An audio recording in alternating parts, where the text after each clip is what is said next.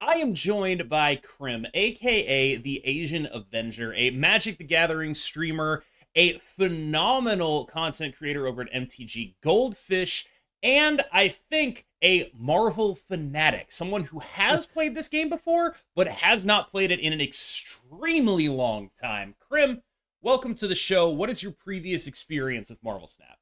I used to play it pretty religiously. Okay. But like at the beginning, like way back when it just came out.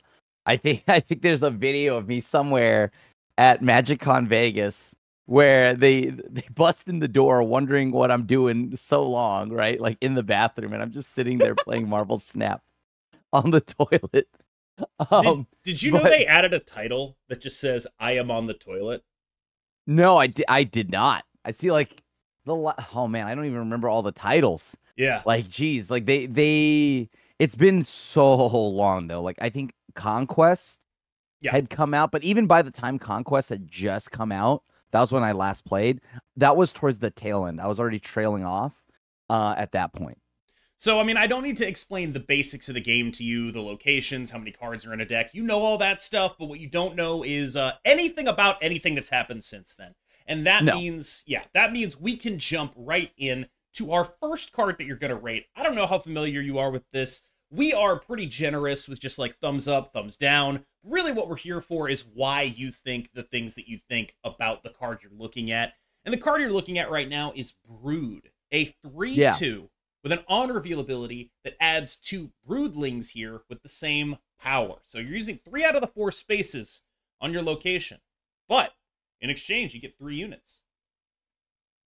I mean, this was kind of good, right? Didn't like Silver Surfer pump It 3 was drops? a card.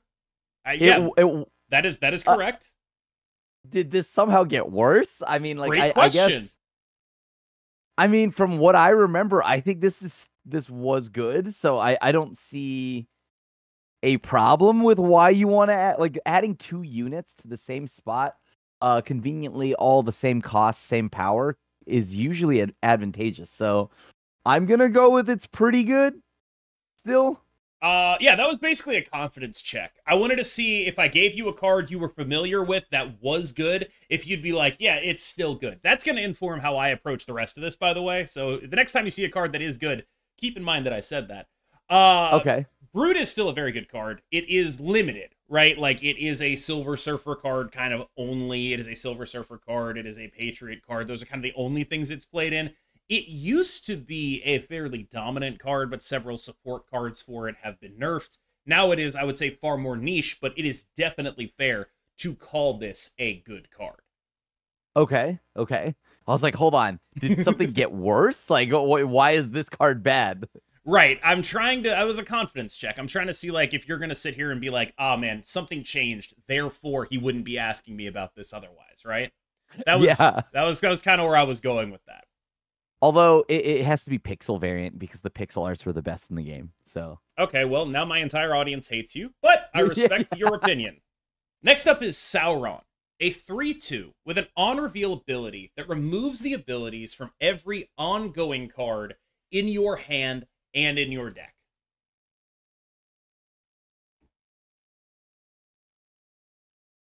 does okay. I swear, wasn't there a There it was. Patriot that It wasn't pumps? Patriot. Patriot does do that, yes. It pumps cards without abilities. But when I guess this removes the abilities from all ongoing cards in your deck. So like you have like Typhoid Mary. Yeah. You can remove that ongoing all the bad debuffs that Yeah. exist. I think this is so specific. Like this would seem so bad just from like your first read that I think it has to be good. That's the Magic player in you. You see a downside, and you're like, there's got to be a way to make this all upside, right? Like, Yeah. here's the thing, though. It actually just kind of isn't very good. Like, this, like, it's So fine. it's just bad. It's fine. Like, this used to be a deck. This is like the second set, the Brood thing, right? I was like, I'll give him 2 cards. One of them is still kind of good. The other one kind of isn't. This is the second one, right? Like, this is a card that is it's subpar, right? Like the deck it goes in, it is Typhoid Mary, it is Red Skull, all that stuff, but it's like that's just kind of been power crept. If we're gonna be super honest about it, like it's just not strong enough anymore. Yeah, it's just not Red strong Skull enough anymore. sucks, dude. Red that Skull card sucks. was nuts. Yeah, Red Skull sucks. Like it's like you like the Shuri stuff. There's just better stuff to do. It's just it hasn't been a relevant meta thing for a while now. This is like the inverse of the Brood, where it's like you know what this was used for, but this one it's actually legitimately maybe not power crept, but Shuri ate a nerf. I don't know if you were aware of that. And so like wait, so what does Shuri even do? She does the same thing, but you can't do it in the lane where you play Cosmo anymore. You have to play the card that you Shuri in the lane that you Shuri. Okay. So you can't like protect your guys, so they just like eat Shang-Chi's all day. And so you're just sitting there like, great, I'm so glad I invested in this. That kind of strategy is very good when that's the biggest thing possible, but it's no longer the biggest thing possible. Okay. All right. That's kind of nuts. This seems so niche, but all right, I guess. That sucks. Yeah. This card's bad. Yeah, it's bad not even the Lord of the Rings Sauron. No. Which I also don't. This guy just wants to turn people into dinosaurs. It's a very different, very different thing. Totally with the different. Homies, his arch enemy Khazar and all of them. He's just wait, where's the there. Pixel variant of this? I do not own a Pixel variant of this. I'm not even sure it exists, actually, now that I think about it. They don't make a Pixel variant for every card? Yo. If they did, I probably wouldn't own them, right? Like, all the Pixel variants I own have been reluctant. I have been accidental Pixel variant ownership. You know what I mean? I get it. You know, it's an acquired taste. Once you've, it's like coffee or you know, once you've refined the taste. Right, my palate is just not refined enough to appreciate not the genius there of yet. Pixel I get variants. it. No, it makes sense. Have you seen this card before? Oh, I didn't even know this card existed. Yo, what are these artworks? These arts are sick. This is the base artwork. Oh, you're looking at you can see my variants on screen. Yeah. 4/5 on reveal. Transform your hand into cards from your opponent's starting deck and give them -1 cost. Wait, transform your hand into cards from your opponent's starting deck and Yep. give them -1 cost. Yeah. Hold on. Hey, well, I like the flavor of it, right? Yeah, it's good. Because It's of illusion Loki. flavor. Yeah, it's good. You've reduced their costs. Mhm. That's nice. This has to be good, right? Oh yeah. Oh yeah. This has to be very good. This card is probably the #1, not necessarily like the #1 card my viewers hate, but it's a card that I get a lot of comments about every time I do another video on a Loki deck. Everyone's like, KM, could you stop with the Loki? Okay. This is here's a 5-year-old reference for you. Do you remember Flip Nickel Bolus for you? This is my Flip Nickel Bolus, okay? But I think contra to Flip Nickel Bolus, this card has like occasionally been the best card of the format, right? Like this is like if your pet card was like also broken, right? And this kind of effect, the negative, like the #1 thing people critique about this card that they hate is you play this card, and if you're playing like a deck that's trying to do just like good stats, what happens is they just do your deck but better. And you just feel terrible about it the entire time. Not unless you're casting the Loki. Yes, it is. It is fairly asymmetric in that way. One person feels really good. It's also a good body. It's a 4/5, right? It's not really a great body. Is that not a good body anymore? 4/6 is what the thing is, but like honestly, the average playable 4 is like significantly bigger than this. Really? Oh yeah. Okay. Did you know, also, here's a fun fact. This card released as a 3/5. Oh, so this got nerfed. Oh yeah. Okay, I mean, like this at 3/5 is even like more nuts, right? Because then that, oh my god, especially if you have it on 3, this is insane. It's pretty good. It was a pretty good card at 3/5. Yeah, I gotta say it was a pretty good card at 3/5. Okay, well then, okay, cool. Because like this seems nuts. So I was just worried, like, is there a way you could build a synergy or a strategy around this, right? Like, because you're using all your opponent's cards, right? Well, so basically, you just put good cards in your deck, and then you put cards that put cards in your hand in your deck, and you're just like, well, I'm gonna figure it out. Okay, so this is just an honest card. Okay, sure. I mean, it's probably the opposite of honest. It's like I don't know, if you're just playing a bunch of good cards, I don't see anything busted. This is like the least ethical. This is like the least ethical card in Marvel Snap, I think. Like, okay, you know what? This is the Joel Embiid of Marvel Snap, where it's just like undeniably amazing, but like, it's like undeniably amazing, great, but it like 70% of why it's good is just grifting. Okay, because I was like, I'm wondering where the flopping comes in. All right, sick. Yeah, no, like the flopping is like the oh, I just randomly win because I played this and you're playing a deck that plays good cards. Sucks to be you. You shouldn't have played good cards. I can use them better. Should have played around it. Okay, yeah, okay. Like, should have played around it. Should have played worse cards, idiot. Like that's the Loki dynamic. Oh boy, what are these? Martyr. I hadn't seen. You haven't seen these. Had not existed. Whatever.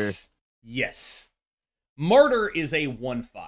At the end of the game, this moves to a location that loses you the game, if possible.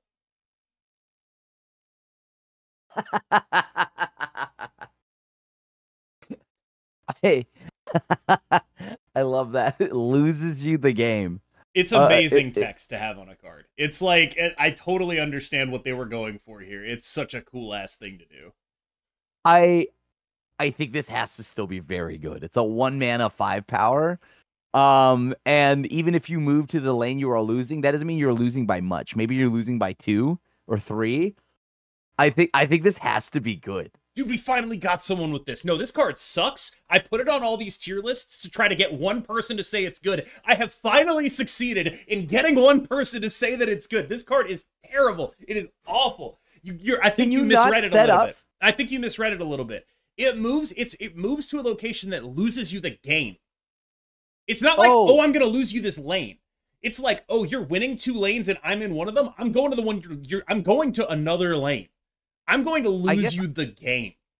I read it as the lane you are losing.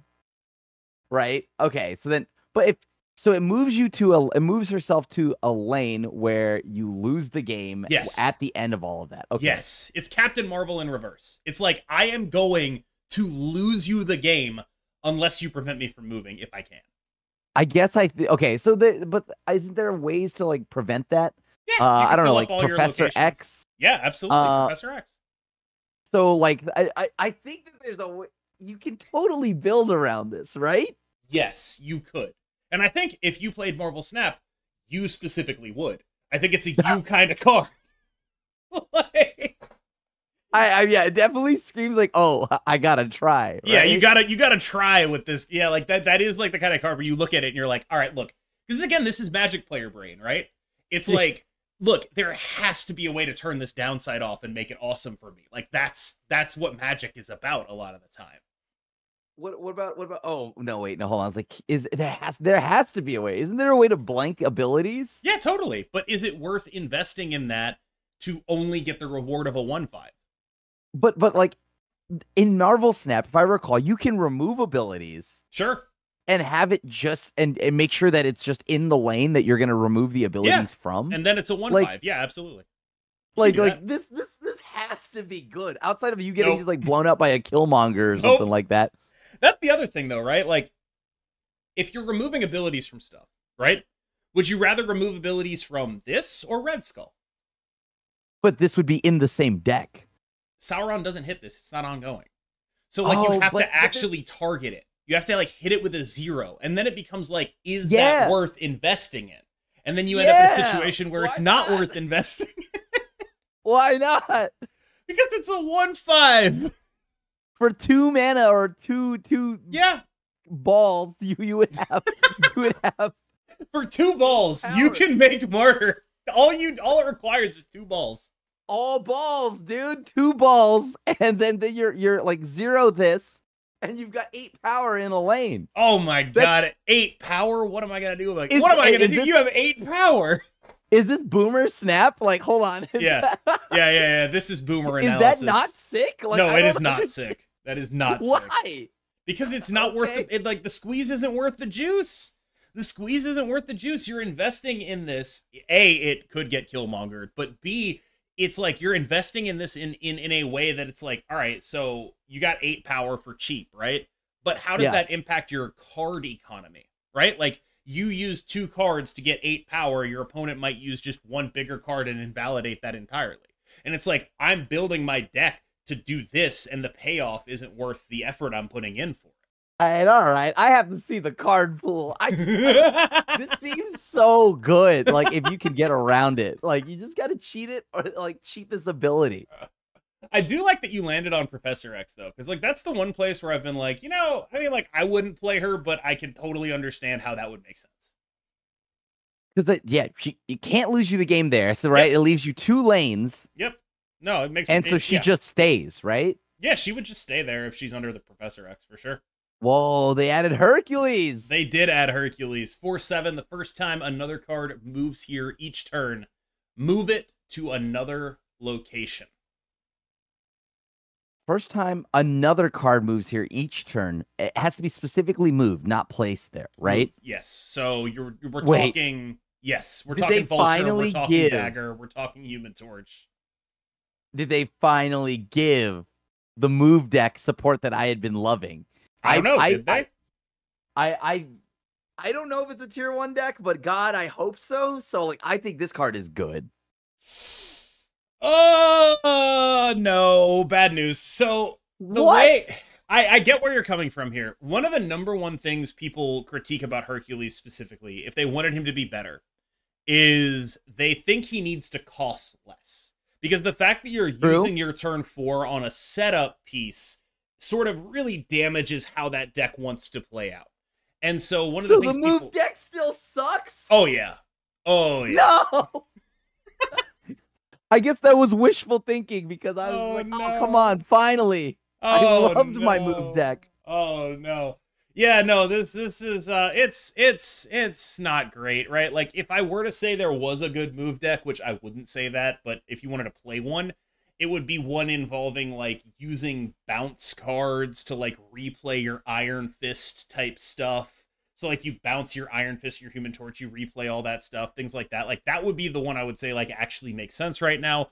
Hercules, not an incredible part of that. Like, you end up in a situation where, like, even in the deck that wants to play him, his cost is a little bit prohibitive, despite the fact that he's got a good body. Like, that 4/7 is not bad.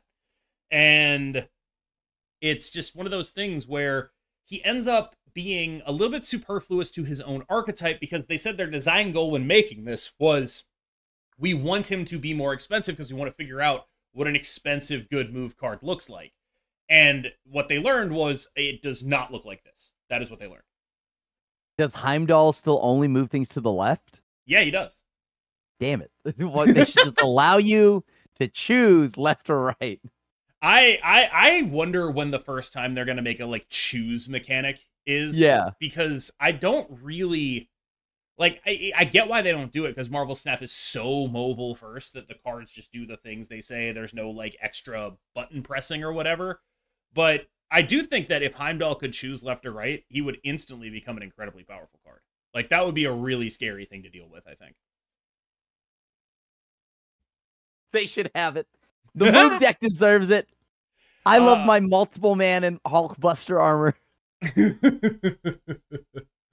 Oh, man. Giganto. 6/14, you can only play this at the left location. The most left-wing card in Marvel Snap. He only goes left. He is the one political card in this entire game. Only goes left. Do you think he's good? I mean, he wasn't good when I started. Yeah, we got another confidence check for you. Do you think anything's changed? No.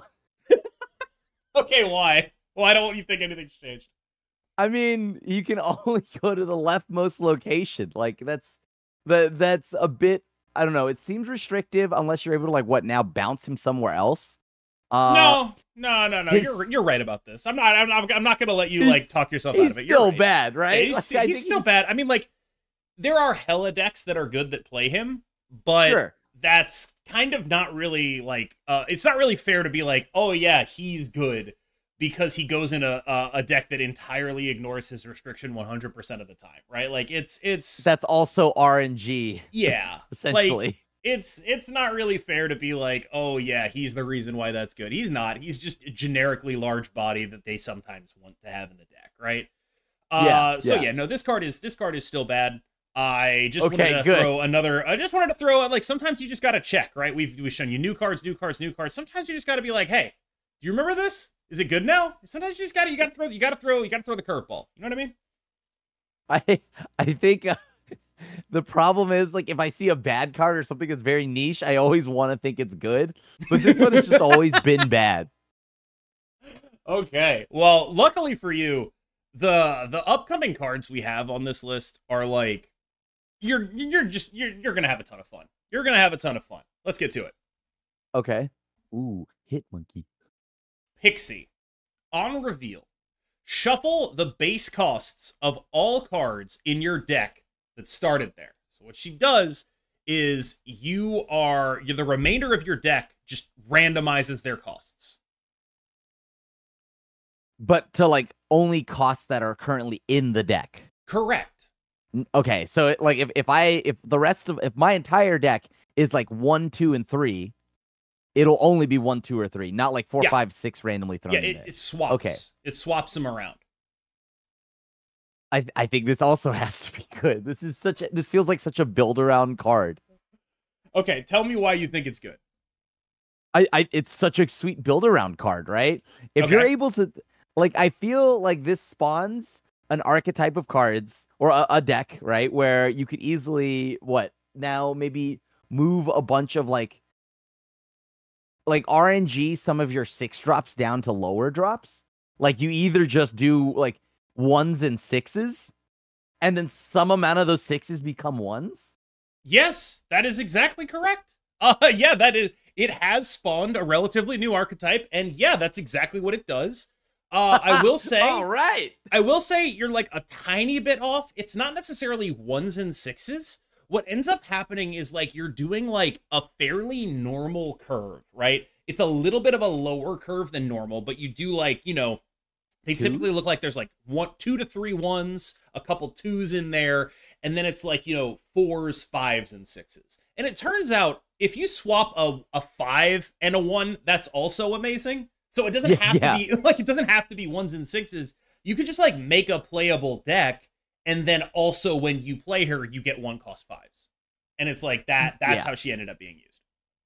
Especially in a game that only goes for 6 turns, I think that the fact that like you're able to get any of those 5s or 6s for a discounted cost, like more than 2, is absurd, right? Like, if you can get it to drop to 1, that's insane.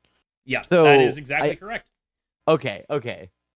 Crushed it. Absolutely nailed it. I love just like seeing the cards I haven't seen in a while. Like, I haven't even seen like White Widow. Is that Yelena? Yeah, it is Yelena. Let's put Yelena up there then. Okay, so White Widow, on reveal, adds a Widow's Kiss to your opponent's side of this location. And Widow's Kiss is this right here. It's a 0/0 that has -4 power and an ongoing ability, but if they fill the lane up, it does not have -4 power anymore. So it's a 0/0. It's effectively a rock, and then if they fill the lane up, if they don't fill the lane up, it's -4 power. Okay. Wait. It's currently -4 power. Yeah. Until they fully like load up the location. Yeah, think of it like reverse Ant-Man. Okay. Yeah. Okay. White Widow is like 2 costs. Yep. 2/2. Can't kill the the widow, the White Widow thingy, the Widow's Kiss, like you could with a rock with like Killmonger. Also true. Hey, I kind of like this card, but -4. This has to be sweet. I'm trying to think of like ways where like the bounce decks, like with Beast or something, and then you just continuously like you drop like. But then why would you want to load that lane up, right? I guess you would just get to put a Widow's Kiss in each lane as opposed to loading up one lane with a ton of rocks. And then so it kind of puts the pressure on them to fill up every lane.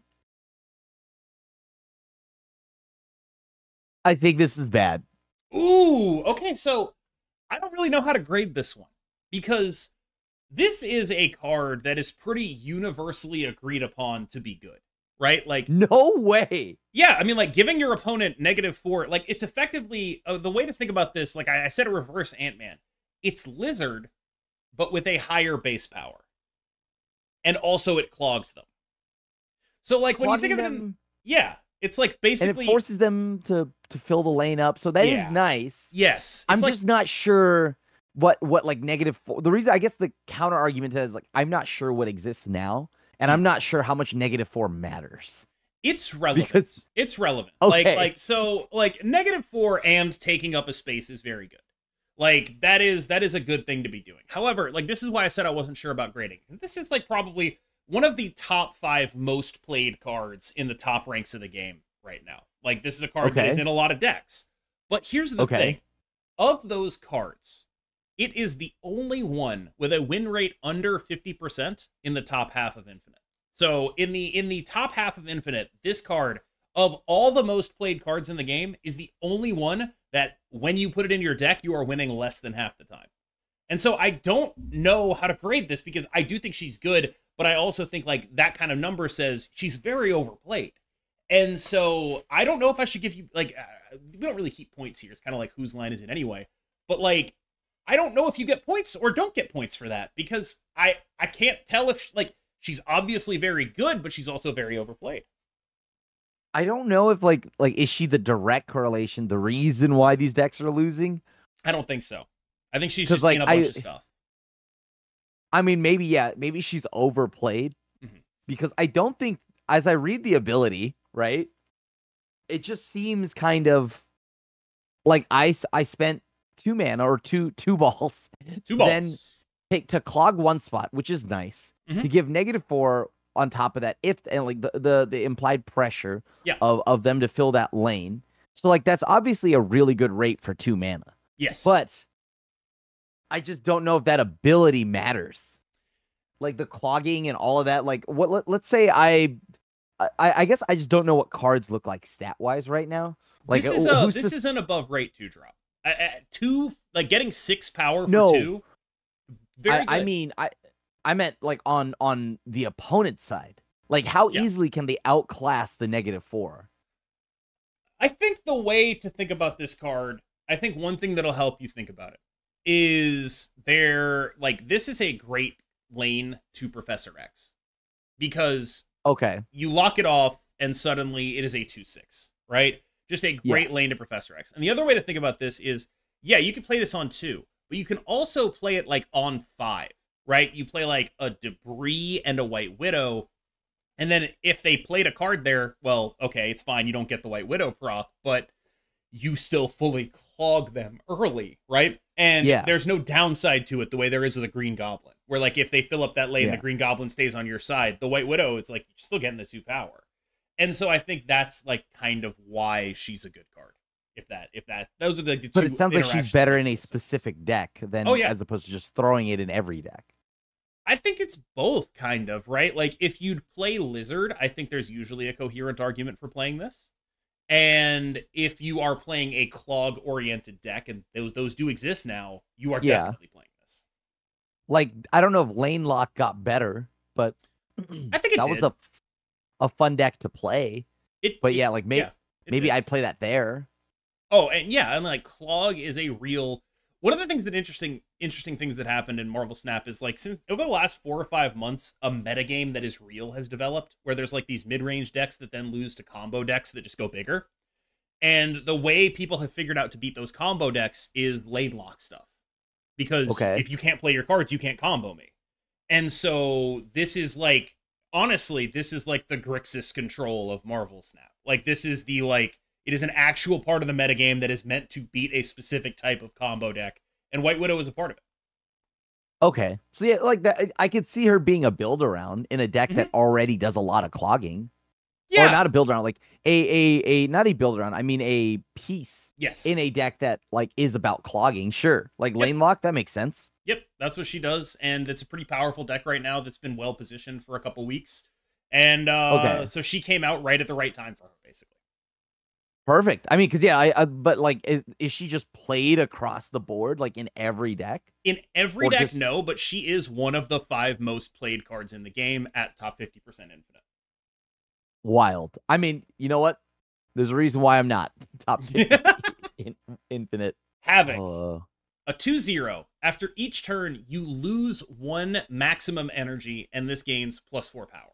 So, effectively, the way this plays out is however many energy you have balls on the turn that you play him, that's how many you'll have for the rest of the game. So at the turn you play it, right? After each turn, so you don't want to play him late because he doesn't do anything. He becomes a 2/4. On 6, he becomes a 2/4. Yeah. Yeah, on 6. So you'd play him on 5.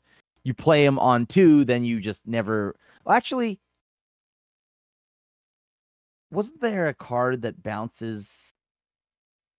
And was it as long as you can get to 2 or maybe even 3? At that point, some decks are just built to only play 3 costs. You wouldn't be able to make a double play, but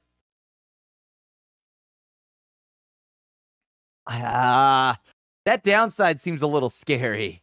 That has to be bad. You are correct. I was worried you're going to talk yourself into this one, but yeah, no, like I have played this card. I wouldn't say he's a great card, but like, yeah, like the usual use case for him involves 5, right? On turn 5, he's a 2/8, and you're losing 1 energy on turn 6 effectively. And so it's like, you know what? That's like a pretty good thing. You just need to have a way to make it so he's not like preventing you from winning the game. And yeah, I think he is a better card than he gets credit for, but it would not be fair to describe him as a good card right now because yes, the downside is prohibitive. You basically can't play him any other turn than that, or you will lose yourself the game. It's, you know, not great. I'm trying to think like, no, there's no way this could ever, like, as of right now, it just seems so bad. Mm-hmm. I mean, like, I've played this card in good ranks before, but it's always been as like oh man, do I really have to? that's the kind of card this is. Like, do I really have to do this? Like, maybe. I'm also like just like getting lost and looking at all the new like characters that have been added to the game. So like this is just like whoa. Yeah, I'm glad you're having fun. Like that's one of the goals of this series. I'm always surprised when like I record one of these and people are like, "Yo, dude, that was so fun." I'm like, "Oh my god, really? Thank you." Because like it's something that like I've never been on the other side of this. No one's ever asked me to go rate Magic cards or Hearthstone cards, right? And so I always worry that people stress too much over it. They're like, "Oh my god, what if I get it wrong?" And luckily that does not seem to be your MO. Luckily, you're just like, I'm good. Good lord. If I cared about being wrong or making bad decisions on games, I would not play half the decks I would play. Oh, man. Shout out to Blue Black. Shout out to your hair. The Grandmaster. On reveal, move one of your other on reveal cards at this location to the middle location. When you do that, its ability happens again. Okay, hold on. On reveal, move one of your other on reveal cards here to the middle location. Its ability happens again. So you get to proc another on reveal, but in the middle lane. Do you choose or is it random? It's random, right? Come on.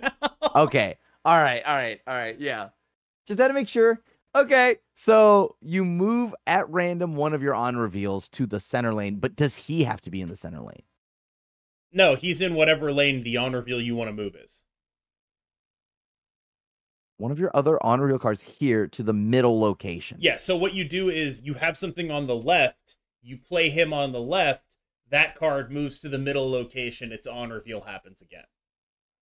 Right. Okay, so yeah, Grandmaster doesn't. So if I leave him on the left, the card I want to have my on reveal move to would go to the center lane, not to the left lane, not where he is. Yeah. Grandmaster is played where you want the card, where the card you want to move is currently located. From the left to the middle. Yes. Okay. But the move deck sucks. But I guess this probably has applications on reveal things. It could. He has no power. Correct. Trade-off here is then you get to get another random ability that's in another random ability in another lane. That's the payoff. There aren't like any that like terrible. Like, you know what? Hold on. This could be good because if you only have like a Shang-Chi in a lane, you want to blow up the middle lane, that could work. that has its applications. Yeah, Shang-Chi Grandmaster, final turn. You could do 2 Shang-Chis. It's pretty cool. I think I like that. I think I like this card. So yeah, I think it's good. Okay, so like it does do a bunch of cool stuff, but all the cool stuff it does is like 45% win rate. Like it's just one of those fundamental issues that this card has. Like you identified the actual problem, which is it has 0 power, right? If this card was like a 2/3, I think it would be awesome. But as a 2/0, it's just a little too conditional and a little too weak on its own to make work. And I think this is one of those things that where Magic and a game like Marvel Snap differ, which is like in Magic, you can spend more of your deck on situational things, on things that are built for something specific. Whereas in Snap, you are very like, look, I only have 12 cards in here. If I am putting a card in here, I need it to be good a lot of the time. And Grandmaster is a card that is not good a lot of the time, but is very good a small amount of the time. And it's hard for a card with a profile like that to make it into a lot of decks. The trade-off here is that though it has 0 power, you are getting another ETB or on reveal effect. Yeah. So the trade-off here is the lack of power is made up by how good the on reveal is, right? In theory. I guess it comes down to how you're using these on reveals. I don't know what on reveals exist, but I imagine being able to go while on the draw, you reveal second, you being able to go, like you had mentioned, Shang-Chi in one lane, move another Shang-Chi in another. So you kind of set up for this like last turn kind of blowout situation, which seems good. Mm-hmm. You could do that. It's just like, what happens when there's another card with an on reveal in your Shang-Chi lane and suddenly you're 50-50ing it, right? What happens when the targets that you want to Shang-Chi are in the right and the left lanes instead of the right and the middle lanes, right? What happens when there are no targets for that and you're just not really like actually prepared to deal with anything your opponent is doing because instead of running a card that can win you games on points, you have the Grandmaster in your deck instead and he has 0 power, right? Like that's kind of the stuff that like makes this card worse than he otherwise would be, I think. Like this is really an issue of just the number in the orange hexagon up there. Septagon? What's 6? Hexagon? I think that's hex. Yeah, hexagon, the orange hexagon up there. That's the issue with the card. That's really it. Like, if it had numbers on it, this would be a much more playable card. Huh. I guess, yeah, to have to look at the on reveals again, but like, I imagine, like, okay, you take the card and it moves. You don't make like a copy. You just take the actual card. So I guess in that situation, you could potentially lose yourself the lane that he's played in. Sure could. Because you're not only putting a 0 body in the play, you're also taking from it. Yep. That lane. So, but then that's a good way to then combat and maybe win the other 2 lanes.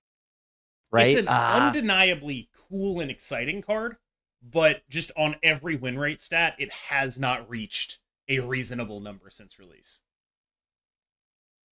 I guess that's fair. Like, this is the coolest episode of this we've ever done because, like, the kind of player that you are, like, I'll show you a card that is not very good, and you'll be like, "Dude, I know how to break this," and like, that's just awesome. That's just like that's so sick. Like, this is probably one of the most fun episodes I've ever done because of that dynamic. I'm really enjoying this.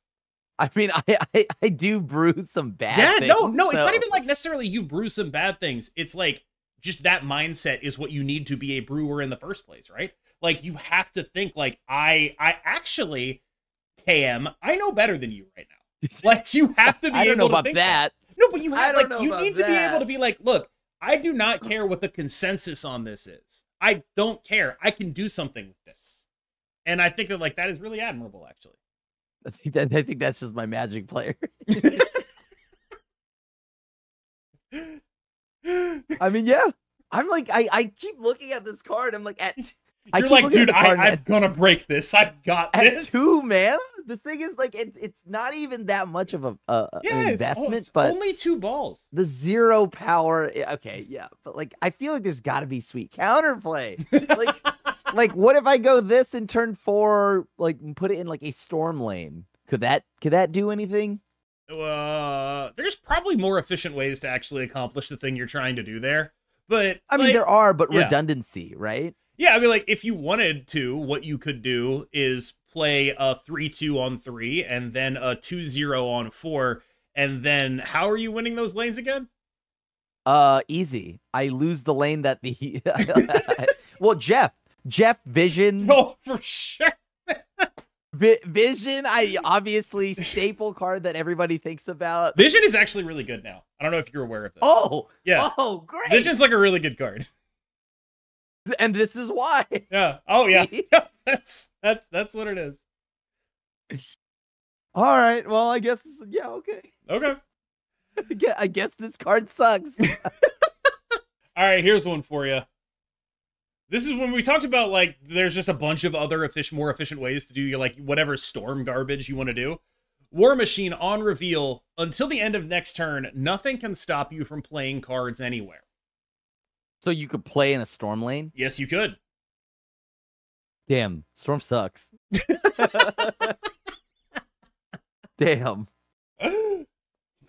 What? Wait, hold on. But this, I've noticed that a lot of the hate cards or the counterplay cards usually sit around 4 mana. Yeah, there is like a thing with that, right? Enchantress, Shang-Chi. Yeah. Yeah. This seems like only if, which you seem to have confirmed, like lane lock and kind of things like that were good, this would be good. So this is a very situational card and will rotate in and out of decks. So as of right now, from the context I've had, is that, you know, apparently lane lock party's pretty hard thanks to, you know, White Widow and all these other lane lock cards. Wait, to clarify, you can't play in filled up lanes. Like, you can play on a storm. Filled up lanes. You can play on a storm. You can play on a Professor X. But what about Professor X? You can play on a Professor X. I mean, yeah, maybe Yelena is not the lane lock, but it is in a lane lock deck, right? Mm-hmm. I'm just making sure. So lane lock decks exist and are actually good, right? I cannot confirm or deny that, obviously. Okay. I think that, yeah, this is good if that were the case. This is a good card where, like, you could, because you don't have to play it on 4, you could do it on 5, where they, like, especially after a turn, because, you know, Professor X comes down at 5. I think you play him on 5 as a way to free up your turn 6. I think this has to be good if there's a lane lock deck. And then if lane lock falls out of the meta, then I think this is kind of bad. So, I mean, I think that's a fair and reasonable way to analyze this situation. I don't have anything to say about that other than lane lock is good, and this guy kind of still isn't. It's a bit of a... Really? Yeah, I get why you're surprised, because, like, that's a reasonable thing to be surprised about, where it's like, this guy feels like he should be good a lot of the time, but I think one of the things that gets people with him is they try to build around him instead of using him as a tech card, right? So they'll do things like play Storm War Machine deck so they can Storm and then win the Storm lane, or they'll play him with the Infinite so they can, like, get rid of the restrictions on a card and play it like that. And I kind of wonder if that is not negatively impacting him, where it's like, if people look at this guy as a build-around, he's not for that, and what he actually is a tech card, and people should be playing him more like that. And I think that is a very coherent argument, like, for something that people might be missing with this guy, because often when people put War Machine in a deck, they feel compelled to put the cards that, you know, he unlocks, but maybe you're just supposed to play him as a 4/6 to counter Professor X. Totally plausible, hasn't happened yet. Lane lock is good, and I think the other issue he has is that there's 2 kinds of lane lock that are played. One is like debris and White Widow type stuff, and Professor X is in that too, but sometimes it's just Professor X, and he's only good against the one that is just Professor X. He can't help you in a debris game. He can't help you when your spaces are full. He can only help you when you're locked down, like Storm and Profex. Yeah, like, but then you also can then play those cards, right? Yes. So maybe he's actually good in the lane lock deck as well, right? When I'm thinking like Goose, I don't even know if Goose is played. Like Goose, Professor X, Storm.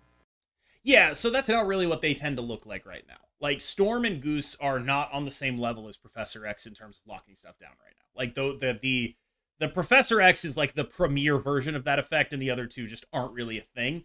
And so outside of Professor X, it's filling up lanes, and he doesn't help against that. And so when you look at like the two ways in which lane lock is accomplished, he's good against one, but not good against the other, and that makes him hard to run.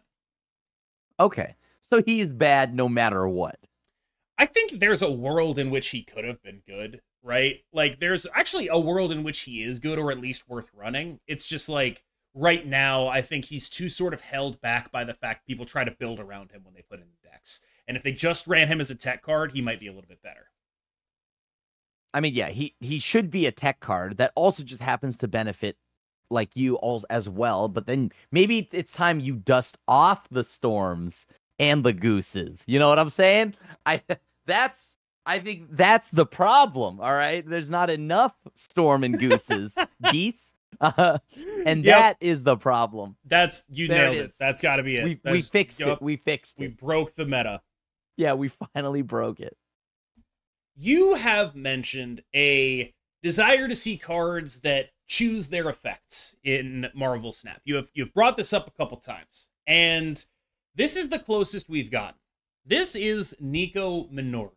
The way she works is, in your hand, she will change between one of 7 spells.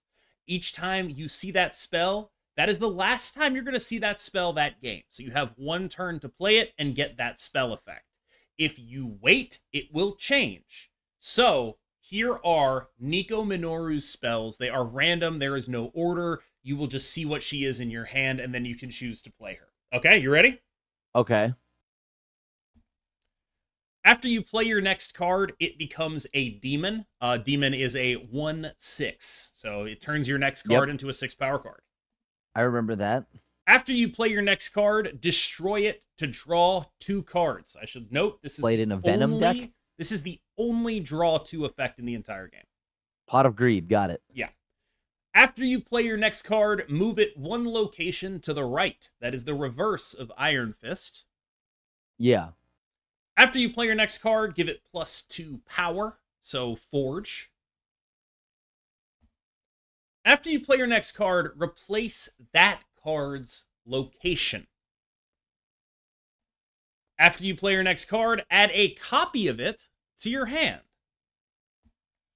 And after you play your next card, double this card, Nico's, power. I think this card is way too much variance. I think this card's bad. Wow. No, she's really good. This is a good card. What? Yes. Like, this is... I mean, okay, look. Okay, so like first mode, right? The demon one, kind of irrelevant, I think. Sure.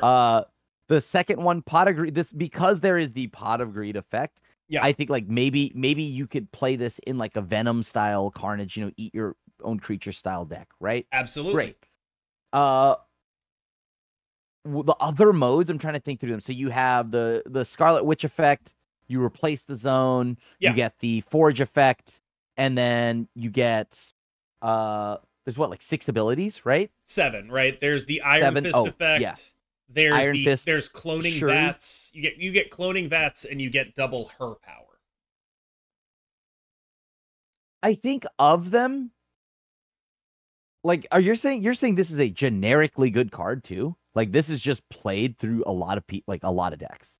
Yeah, multiple decks. There's a certain archetype it is an all-star in, and then it's just like also just a pretty, like, if you're looking for a utility 1-drop, this is probably top of the list.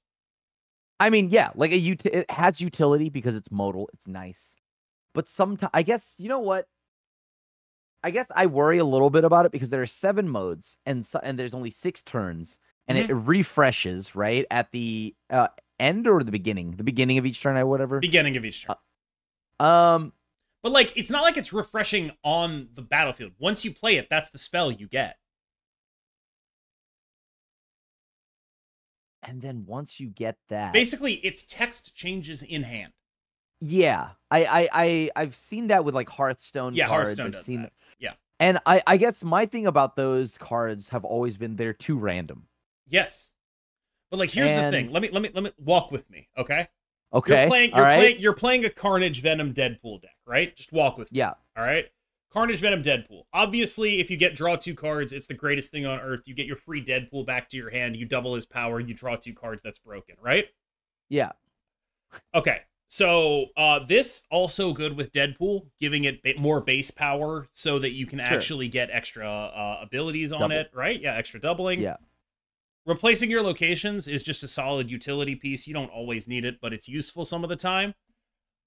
Making a copy, adding it to your hand. Like, you remember how dumb cloning Vats, Carnage, and Venom are? Well, yeah, here's an 11 power Venom that you just got off the Nico Minoru. You just get that some of the time because it keeps the ability, it keeps the power that it's gained off the on reveal. Doubling this, not super relevant, but it does mean that the sort of baseline for Nico is a 1/4. And remember when you were excited about Mirage? Yeah, not Mirage, about Martyr as like a 1/5? Yeah. It's kind of like that, where it's like, look, this is like baseline 1/4, and then a lot of the time it's going to be doing something better than a 1/4. I mean, this card is definitely better than Martyr. But okay. Yeah. So that is like in a, which I don't even know if that deck is good. Right? It is. Like, I can tell you. I will tell you that deck is good. I also play Nico in, like, we talked about Pixie decks earlier, 1s and 6s. Yeah. She's one of the ones. Almost always, she's one of the ones. Right? Like, so if you're playing a Pixie deck, she ends up in there. If you're playing a Destroy deck, she ends up in there. And, like, she just sort of has consistently shown up in various places. She's been in Thanos decks. She's been in Bounce decks. She's just consistently showing up and providing reasonable utility value as a 1-drop. I guess, yeah, maybe because all, like, yeah, I could see that. I could see that being good. I just still, like worry about the randomness of it. Yeah. But I guess in all situations, she has some application and is such a low investment on energy. So I guess that's fair. With the worst mode being the doubling her own power. Or the move, depending on how you look at it, right? Like, the move also seemed kind of mediocre. To be honest with you, the only abilities that stand out to me are the draw 2 and I think the zone changing. I think zone changing, draw ability, and like, what was the first one again? The demon. Like the demon. Oh yeah, the demon is whatever. Okay, good. so yeah, it's. I mean, it's okay. It's fine. I think the demon's 1/6. fine. It's just like a good thing. It's good. It's good, but like again, that's the same, right? Like as I guess you spent 1 mana to get like 8 power. Right, as opposed to, but like just earlier in this episode, you were like, I would love to spend 2 balls to get 8 power. Yeah, I would love to do that. Yep, yeah, like that. That's fair. That's fair. Yeah. But like to me, that wasn't like game winning, right? That was just like okay, like and it's not. Good, right? It's not game winning. But yeah, so like 2 modes on this card really matter to me. And I like because clearly if they mattered, I would remember the other modes. Zone changing and draw 2 are the biggest things to me. So I guess because I only see it as a 2 out of 7, that's why I don't think it's that great. But I haven't played it, so maybe it plays better than it reads to me. I think I think the artist that of like the Nico Minoru side portrait with the Kroners like on their soldier. That looks like the same artist that did the Bolus art. Because the Midnight Suns variant looks like they've done tons of art before, and I'm curious if is it Firaxis? I like that Firaxis is. I think that's the studio that makes Midnight Suns though. So I don't know who the actual artist is. I think it was just licensed from the studio that made the game. Maybe. Okay, but yeah, like either way, I mean, like this card does seem interesting. Mm-hmm. I have to play it more, but as of right now, I guess the cards I thought would be good and the cards that I thought have been bad are flipped. So well, you did correctly identify that a lot of this card's power is wrapped up in that draw 2 ability. Because like, yeah, that's a really, really ridiculous ability. But like in Marvel Snap, one of the things you can do is just be like, look, if I hit this in like the first 3 turns, I'm gonna win the game. And it's like, you know what? That's just really good. Like just like that, like in Marvel Snap, drawing 2 cards means you see 11 out of the 12 cards in your deck. Yeah, that's super dumb. Just exactly. I mean, dumb. like if Pot of Greed is nuts in Yu-Gi-Oh, and that's a 40 card, then you have this, which is essentially the same, and the sacrificing a creature like that, no one cares. So like that's amazing. And hell, even the sacrificing a creature can be used as an upside. So it might even be better. Like in the context of this game, it is a super pot of greed. Yes, actually. Like So, it is if anyone, like, people often say like, hey Cam, don't you think Nico should get nerfed to only draw one? And my answer is always, you know, no, she's like not busted, but she's really good. And I think she's in the right place. What I find fascinating is they managed to make a card that says draw 2 cards on it kind of balanced. It's a really impressive move. only because it's random. Yeah. If it were always that, this Yes, would if be it were always that, it would be needing the a greatest card in the game. But like the randomness for balances 1 mana. Yeah. The randomness balances it. It's crazy. I mean, okay. Yeah, I could see that. The utility of this is nice, even if it's only the modes I want are 2 of the 7. But I guess like the other modes aren't like the absolute worst thing when you sink in 1 energy ball. Yep. And on that bombshell, it's time to end. Thank you so much for joining me, Crim. Where can the people find you and your content and support you and all of that stuff? I do all of that over at twitch.tv/TheAsianAvenger, and of course MTGGoldfish. You can go watch my videos there. Whether it's Commander or Standard or whatever, any 60 card format. Like it's all over there. All right. And it has been an absolute pleasure having you on. Do you think that you're more likely to play Marvel Snap again after seeing this, or less? I mean, I like where it's going. So Sure. I see more innovation, so I'm more interested now. But I think it's never been like a gameplay thing for me, and why I didn't play Marvel Snap or stop playing Marvel Snap as much. Because the gameplay has always been fun. It's very simple, it's quick, it's mostly card acquisition. It was the money, yeah. No. Like I couldn't even whale, right? I couldn't whale. Like, yeah. So which makes it hard because like I wanted to make content around it. Mm-hmm. But there's no way I could because I couldn't. I guess there is a way. It's just I wish I could fast track it and whale my way in. Yes, it's like all the ads for Marvel Snap are like, what if you couldn't whale on a card game? And it's like, it's true. You can't whale on a card game. I can't go spend $500 and have all the cards in this game, or even like a guaranteed tier 1 deck. But that's like a super downside for someone who's like, I'd like to make content about this game and start at the highest level, because you just can't. You can't start at the highest level. There's nothing there for you. Exactly. And like, let's say if I want to build around the meme cards, I can't just go specifically craft for or whatever 1 martyr and you know build around that or whatever, or Sauron or anything like that. So I guess I might be thinking of it through content brain, which is I am being barred off from doing content brain things. So I think that was the main reason why. But like the gameplay's always been fun.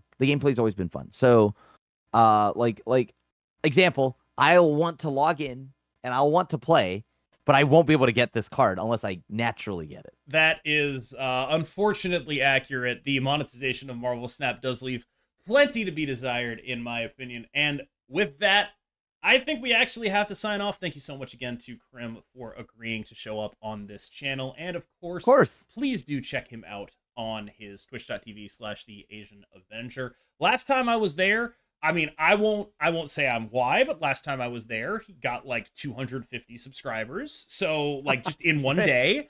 I won't say it was because of me. That was a bit wild. It could have been because of me. We don't know that it wasn't because of me. We have no proof that those two things are not related. And make sure you check him out over there.